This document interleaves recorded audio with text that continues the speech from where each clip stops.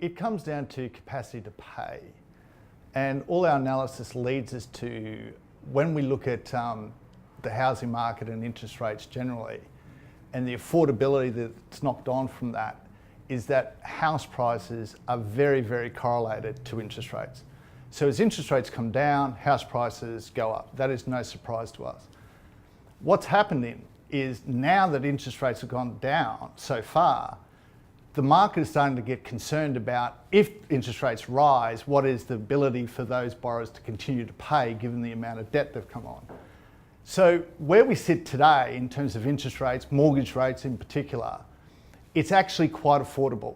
And that's being backed up. If you look at the industry market, where they're saying, in terms of S&P and Moody's, the people that rate these types of vehicles, they're saying that the arrears rate, the mortgage arrears rate, the borrower that's in difficulty, is actually quite low. When we also look for other evidence, if we're missing something in a lot of our analysis, we're looking to the banks and looking at, is there any increase in their loss provisions in terms of their balance sheet? And what we haven't seen is, we actually haven't seen this stress, and that's because rates are low. So yes, with mortgage rates at this level, do they have capacity to pay? Yes. If rates start to rise, we start to believe we'll see that uncomfortable rise in delinquencies, arrears, provision for doubtful debt start to increase in the bank's balance sheets. But where we are today, there is capacity to pay.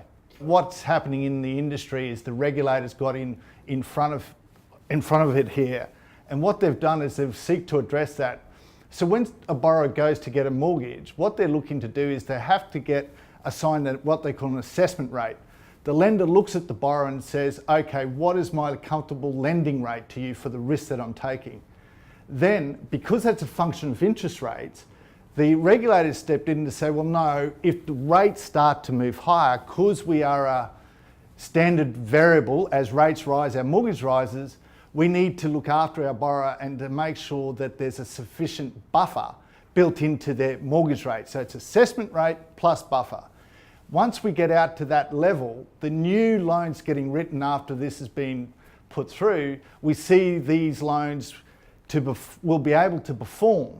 However, proof will be, once the rate actually starts moving that way, what will be the impact? We see that it will be increasingly difficult in terms of the market to assess this.